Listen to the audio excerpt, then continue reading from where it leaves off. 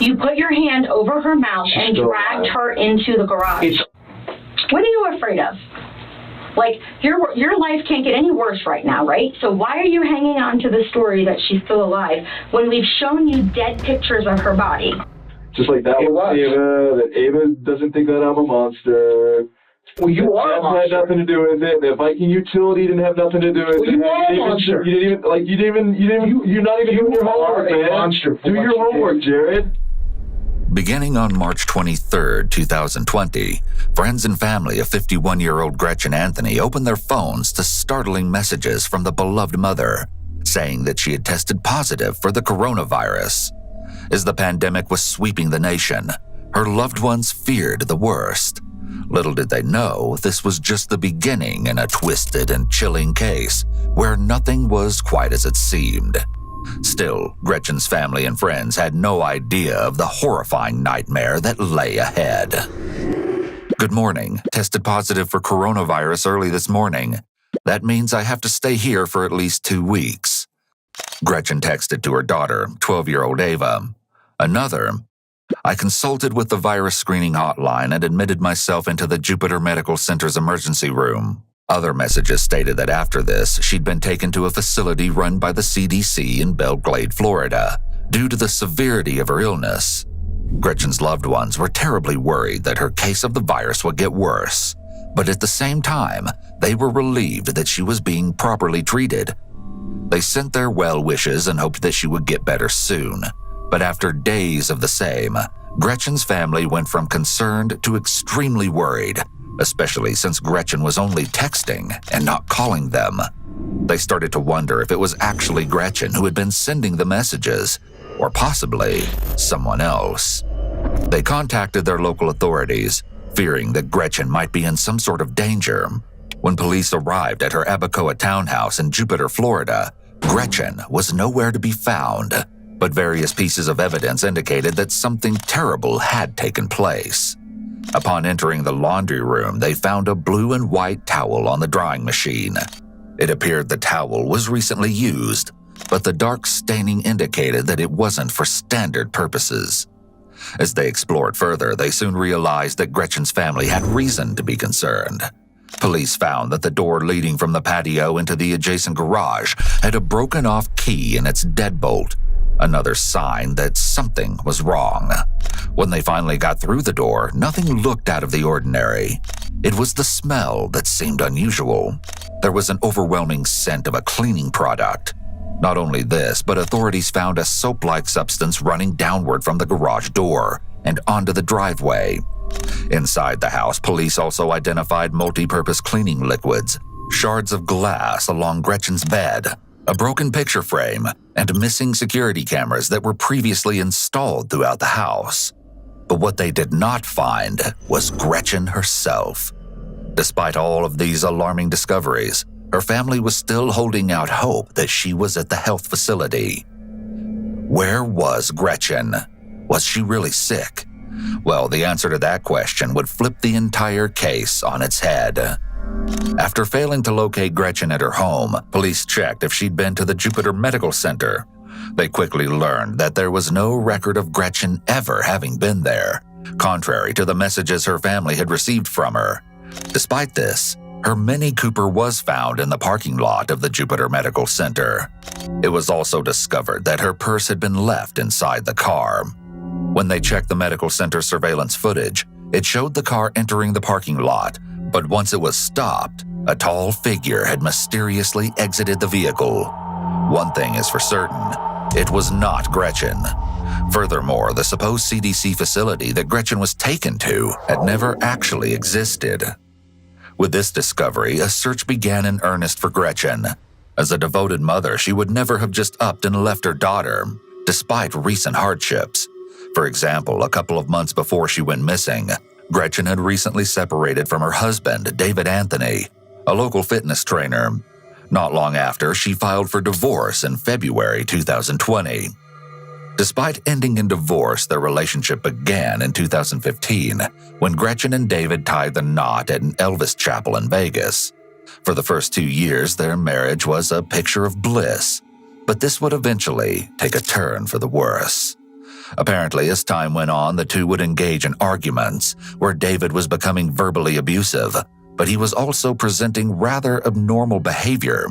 On one occasion in 2018, David believed that the world was ending for an unspecified reason, which drove him to pack up his belongings along with non-perishable foods and flee to an unknown location.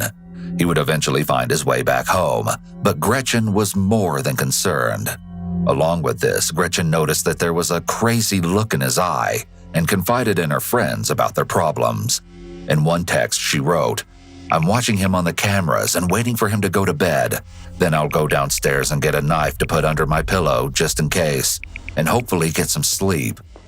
Supposedly, David's behavior was becoming increasingly erratic, and his unexpected mood swings could happen in the blink of an eye, leaving Gretchen to walk on eggshells.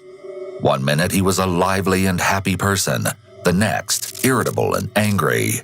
During their 5 years together, the pair separated for 6 months, but eventually got back together before Gretchen had endured enough of his manic tendencies and asked him to leave in late 2019.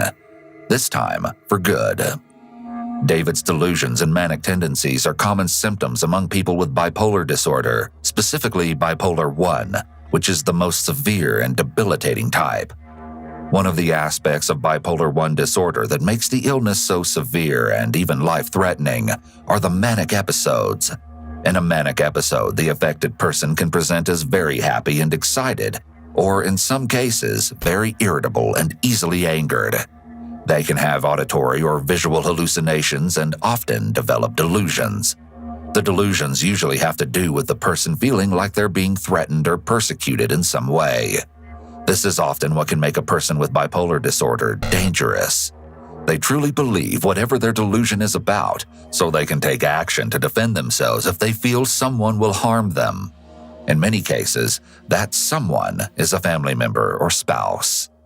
Apparently, David had struggled with depression from an early age and showcased symptoms similar to that of bipolar disorder.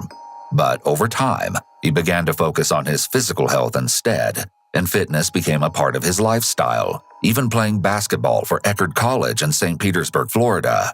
In his 30s, he started working as a trainer at Orange Theory Fitness, but his career was seemingly derailed by his unpredictable behavior. During his shifts, he would have alarming outbursts that frightened his coworkers and customers alike. His former boss, Tabitha Hopkins, recalled that David was somewhat of a ticking time bomb, and anything could set him off. And this isn't an exaggeration. In a manic episode, people with bipolar disorder are often highly emotional and reactive. They're extremely impatient and blunt with others. Think of it as someone completely losing their social filter. They just say the first thing that comes to their mind, blurt out inappropriate remarks, and have difficulty waiting for anything or anyone. He was let go from the gym in 2017, but would be rehired in 2019, only for Tabitha to find out that David had become more unstable. There was one incident in particular that was deemed unforgettable. When one of David's all-time idols, Kobe Bryant, tragically passed away in a helicopter accident in 2020, it seemed as though it was too much for the trainer to handle. While expressing his sorrows to numerous people at the gym one day, he began to hysterically cry while making a bizarre speech about the legendary basketball player, almost as if they were close friends. Not only this, but he was allegedly known to be rather aggressive towards some of his clients, specifically women. In the aftermath of his breakdown, David and Tabitha began to text on January 31st, 2020. David said that he was sorry for letting her down, and he wasn't getting much sleep. This is actually another example of David being in a manic state, as people experiencing manic episodes can go days without sleeping, or they can run on very little sleep. Apparently, the trainer hadn't been arriving to work on time, and his boss was quite aware of the problem. She wrote, "You stormed out before I could finish what I wanted to say. You've been coaching 7 weeks, and the last week has been awful. I see the transition backwards, and it's not good." This message could indicate that the pair had a recent argument, one that David possibly walked away from.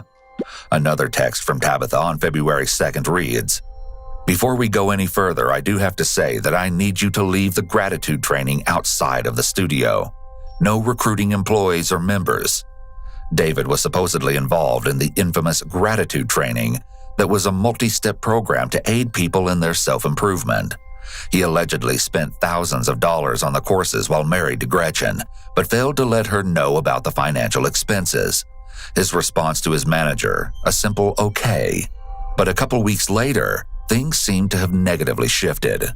Tabitha wrote, "Why are you sitting in your truck? I've been waiting for you for an hour." A couple hours later, after they presumably met, she wrote, "You need to return your keys and Nike shirt, along with, and the Apple Watch.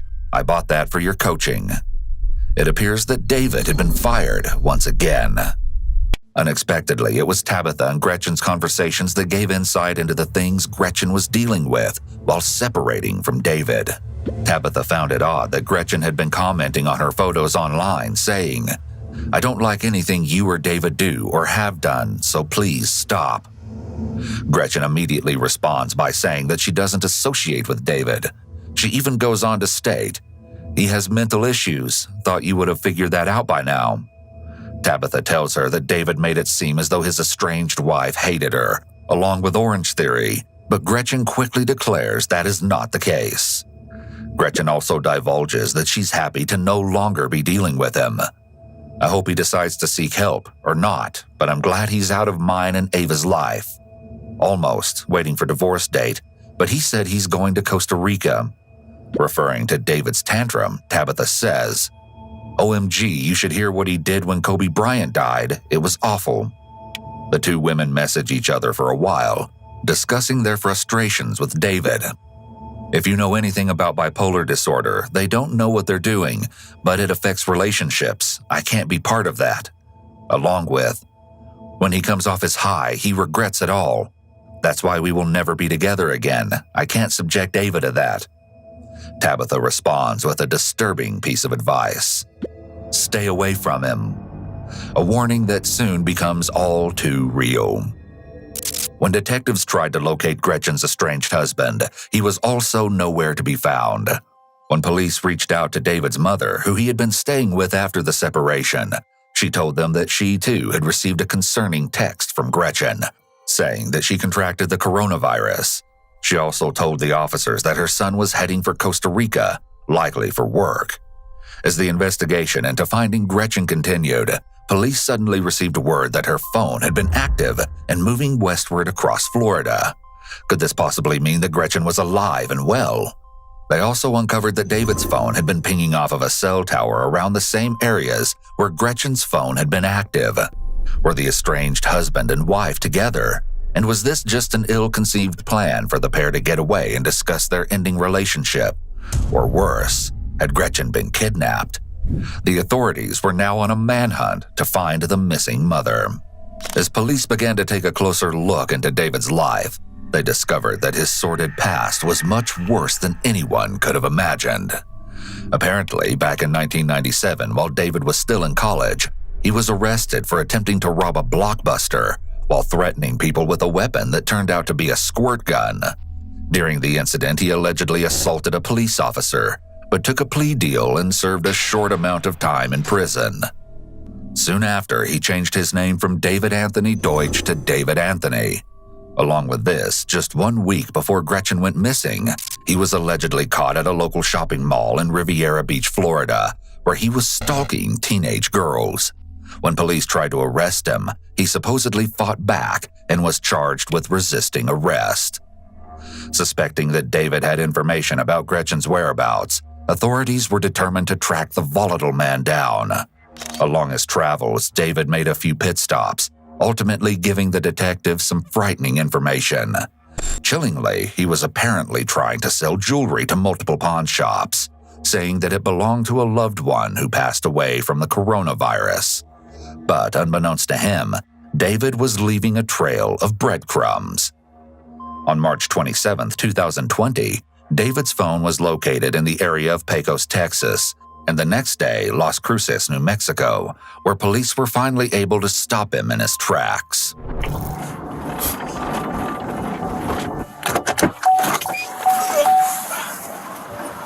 Go ahead and get your hands off the vehicle, please. He rolled his window up. Put your hands up! Hands up! Hands up so I can see him. Keep him up for me, please. Go ahead and place your keys on top of the truck. Keep your hands up. Put them up. Walk towards me. Who else is in the car with you? Turn around. Keep your hands up, please. Another step, please, to your left. You want to take him? Stay right there. Put your hands behind your back.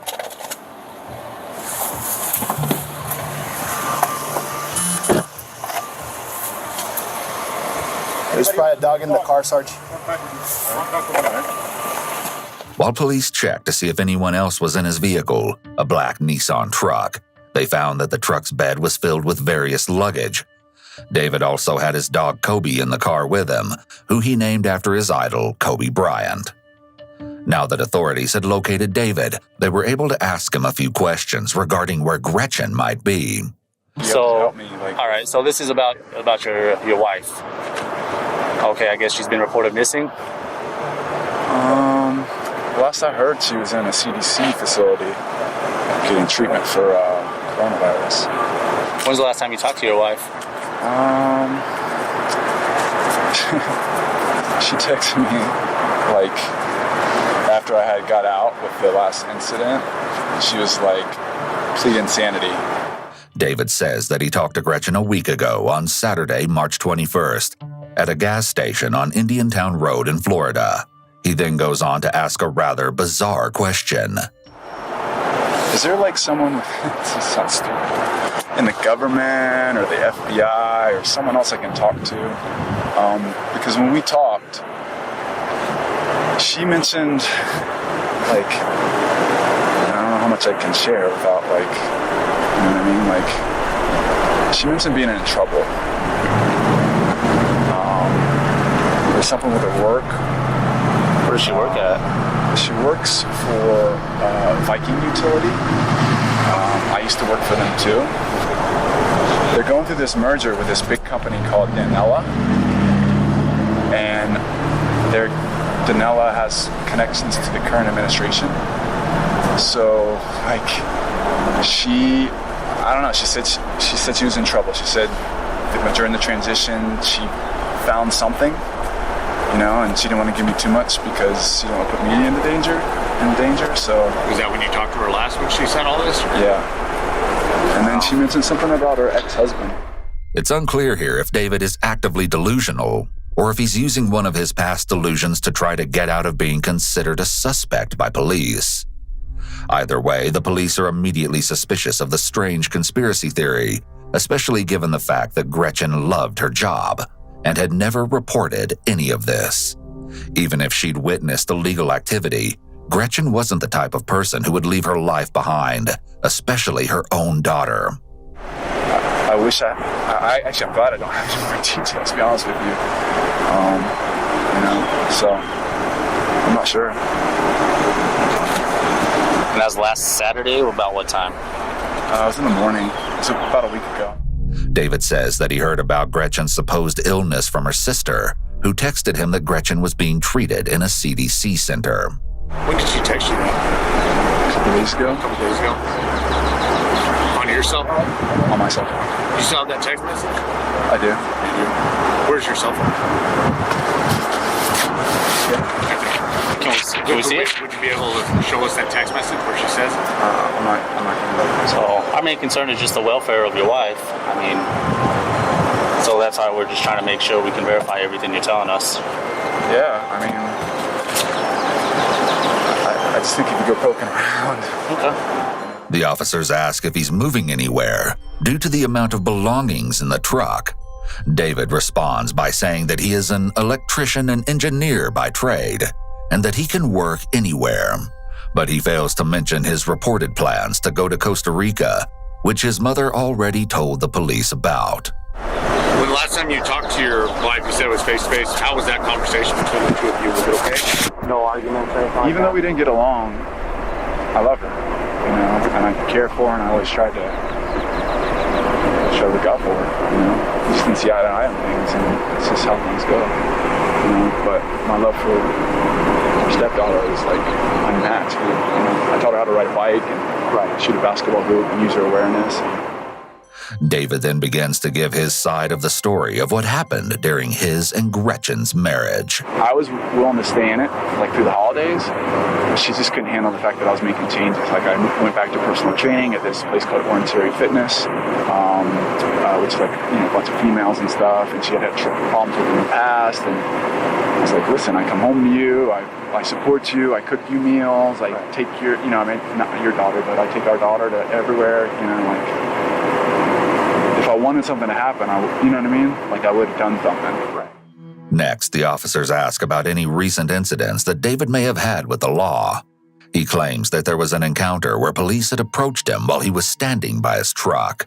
He says that his dog Kobe was in the car during this time, and he wanted to give him some oxygen. So David reached in to turn the AC on as the officers were supposedly walking toward him. So I just go in the car to like try to turn it, and then right there, bomb, resisting arrest with violence. So the police report I got, they it was like total night and day from what happened. You know, they hadn't filed charges. They're not going to file charges because if that body cam comes up, it's going to be like, there's no way that this correlates. So they had to make it like really stupid. Like I was circling around some 15-year-olds and I was nervous and sweating. Despite his efforts to conceal what really happened that day, David was actually following the young girls throughout a mall at Riviera Beach, Florida. When confronted by law enforcement, he did in fact resist arrest by apparently slamming a car door on an officer. Do you think something bad may have happened to you? I don't know. When's the last time you've been to her house? I mean, you've been there on and off. We were still friends and stuff. Were you there on Saturday? No. When authorities were finally able to search through David's truck, the findings were absolutely shocking. They located Gretchen's phone. To inspect anything further, they told David that they would be taking his truck in as evidence, but he wasn't needed at the police station. This was due to the fact that they did not have enough evidence to bring him in for questioning. Not yet, at least. Although David was allowed to leave, his freedom would only be temporary, as investigators quickly uncovered something truly horrific. On March 31st, a couple of days after their last encounter, David was walking his dog in Las Cruces when he was arrested and taken into police custody. But the very reason will leave you shaken to the core. We have obtained enough evidence to obtain a warrant for your arrest for murder. Okay? I want you to understand that. She's a bug. I want you to understand that. And what's most important to us right now is to find out where she is.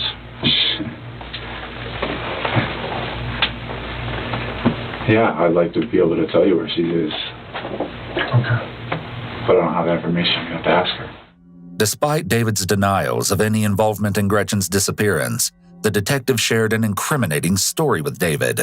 It turns out that one of Gretchen's neighbors came forward soon after the investigation began, sharing a terrifying piece of information. Around 6 a.m. on March 21st, the neighbor heard blood-curdling screams and someone yelling, "No, no, it hurts." And they believed the screams were coming from none other than the missing woman. Most damning was one additional piece of information. David's black Nissan truck was spotted at Gretchen's house during the same time frame. I love and care for her. Okay. And part of that's got me in this position now, but I'll, protect her. She's my wife. Unfortunately, these words couldn't be further from the truth. Next, David tries to explain his conspiracy theory regarding Viking utility, but the investigators aren't buying it. So what does that have to do with you being at Gretchen's house Saturday morning? I don't know the question. You just asked me something. I don't know. What does that political deep pockets have to do with you being at Gretchen's house Saturday morning? Well, I'm asking you to explore all options, that's all. Like, this is like, she likes drugs.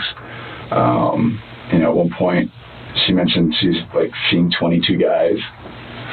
And, if you have her phone and unlocked her phone, you'll see, So why do you have her phone?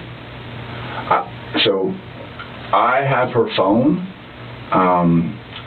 She had her phone. Mm. So she was traveling with me. Okay. Up until El Paso. And then what happened? someone hacked her account. Someone was searching her phone. The investigator then asked David how he and Gretchen split up while they were supposedly traveling together. What car was she driving? I'm not, like I said, I'm going to protect her and her whereabouts because everyone can be bought. And as much as I know you guys are doing your job, I don't know. I've seen the other end of manipulation of information to skew and or to try to shape an objective. And so Gretchen's home has cameras throughout it. Were you aware of that? This is the first one knowledge. The first time? First time. Because they're in your car. What are? Her cameras. No, they're not. The blank cameras? There's blank cameras in your truck. And they're mine. Besides Gretchen's phone, police made another shocking discovery in David's truck: security cameras that had been taken from Gretchen's house. David seems to be unaware of the fact that Blink cameras are part of a web-based system, meaning that no matter how much damage is done to the device, the data has already been stored to the internet cloud and is still accessible. And what appears on the video is so horrifying, it's almost too much to bear. There's video of you, David, at Gretchen's home on the morning of Saturday, last Saturday at 6:30 a.m. You said they saw my vehicle there. So. Yeah, not just your vehicle there. There's video inside her home when you made contact with her that morning, when you met with her.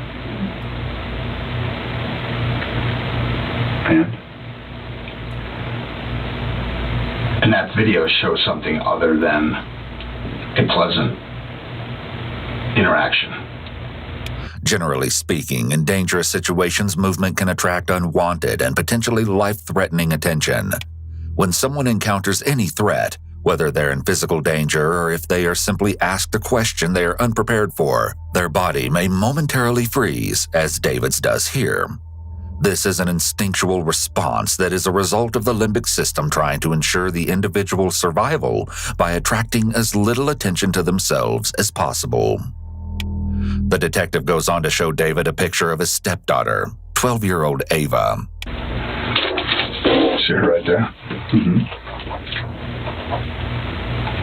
She would like you to remember that.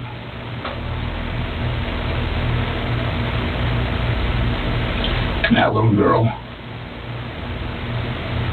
would like to know where her mother is. Like I said, we split up in El Paso, so I have to ask her. She didn't make it to El Paso. David is shown another picture, but this time it's from the video cameras found in his truck. And the image confirms that David was, in fact, at Gretchen's home on the day of March 21st. Does that look like you?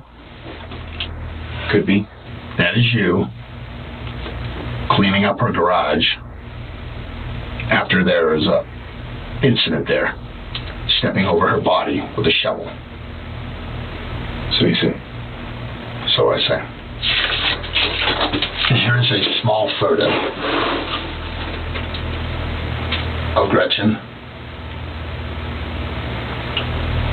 deceased, with your face up here.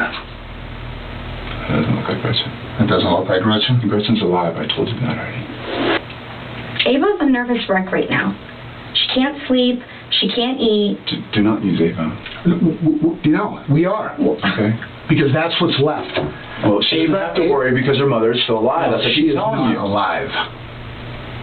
You put your hand over her mouth and still dragged alive. her into the garage. It's on video, She's David. still alive. You might want to think that, David, because you don't want to face the facts of what you did. I was trying to warn her. Okay, you put your I was hand trying to warn her. over her mouth I was trying to warn her. as you dragged her into the garage. then bleached down the driveway. Right, I have all that. But unfortunately for you, the cadaver dog hid on the garage, and we found blood spatter. So there's no way that she's alive. When authorities collected the evidence found in Gretchen's home, they tested the blue and white towel and found that the dark stain had actually been a blood-like substance. I made contact with her 2 days ago. No. You didn't. Oh, you didn't. How? Tell us. Let me tell you. How? You said you did, so prove it. No, I'm not gonna, I have no idea who you're working for. Zero. I work for the Jupiter Police Department, and you know what? Police can be bought. No, You can't be bought. Everyone can be bought. You can't be bought. The detectives plead with David to uncover where Gretchen is for the sake of Ava, but he selfishly maintains that his estranged wife is still alive. You were on video grabbing her and dragging her into the garage of that home. There's video of her lifeless body laying on the ground and you in the background cleaning up. On that fateful morning, David creeped onto Gretchen's patio, waiting for the right time to make his move. When Gretchen appeared, David forced her into the garage and committed the heinous crime. Once his evil act was done, he realized that the video cameras had captured the entire ordeal. In a failed attempt to cover his tracks, he ripped them down and tried to destroy them. But little did he know that the footage was never erased. Not only this, but investigators discovered that Gretchen had an Alexa device in her home. In the audio of the video footage, Gretchen can be heard screaming, "Alexa, call 911." Trying to create an alibi for Gretchen's sudden disappearance, David texted her friends and family from Gretchen's phone, pretending to be the beloved mother. But his plan to hide what he had done was to no avail. Well, as soon as Gretchen finishes her whistleblower case... Gretchen's not going to finish anything. Gretchen is dead. What are you afraid of? Like, your life can't get any worse right now, right? So why are you hanging on to the story that she's still alive when we've shown you dead pictures of her body? I haven't seen any pictures of her. I showed you a picture of a dead woman's head, hair blood-soaked. I didn't see her That's body. what, David, that's what it is. I'm telling you that right now. That's what it is. Apparently, the video cameras in Gretchen's house were installed immediately after the pair separated in 2019. This was because Gretchen was afraid that David would return to the house after being kicked out, as he had supposedly done before. She was allegedly nervous about the safety of her and Ava, making the situation all the more gut-wrenching. Sadly, many partners who are victims of domestic violence and are eventually killed by the abusive spouse had a feeling or a fear that their abusive partner may one day try to kill them. The best safety measure Gretchen could have taken was to place a restraining order on David, or otherwise try to get away so he wouldn't be able to come back to the house and find her or Ava. So you know what we're going to do? We're going to walk out of here and call Ava and tell her that you refuse to cooperate and that you don't love her enough to give her closure. Her dad has already warped her mind so much. That has nothing Take to your dad out of it. Oh, what? Take your dad out of it. Her dad is part of it. We're talking about her. Her dad is part of it. We're talking about that little girl. That little girl, not her dad. Something terrible happened. Like I said, the reason why we're here is to find out where she is. We already know what happened. We know the narrative. We know what happened Saturday morning. We know what happened the whole weekend. All right, then you don't need me anymore. No. She needs you. You don't want to tell us where her mother is. You don't care about her. Care about who? You don't care about her. Oh yeah, believe me, I care about that kid. All you care about is notches in your belt. In a desperate attempt to get David to confess, the detective plays a heart-rending message. I would like you to listen to him. David, it's Ava. I love you. I'm scared. I'm just little. I need to know where my mom is. Please do the right thing and tell me where my mom is. Please, I love you. Do have one last thing. Let us know where her mother is. El Paso. Is she alive in El Paso? I'm enacting my husband-wife privilege.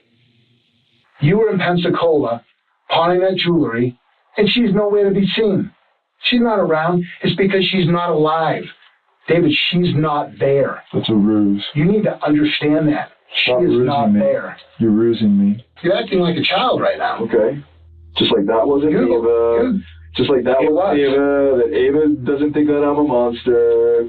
Well, you are a monster. That had nothing to do with it. The Viking utility didn't have nothing to do with it. You are a monster. You're not even doing your homework, man. Monster for do your homework, Jared. You are a monster do your for what homework. you did. And everybody is going to look at you like that. All those people who supported you, all those people who got you out of jail. They already do. All the people, no. They already do. No, they don't. They already do. You don't think I haven't talked to some people? And you're not gonna paint a picture of me looking great anyway, so what does it matter, bro? Come on. No. Come on, bro.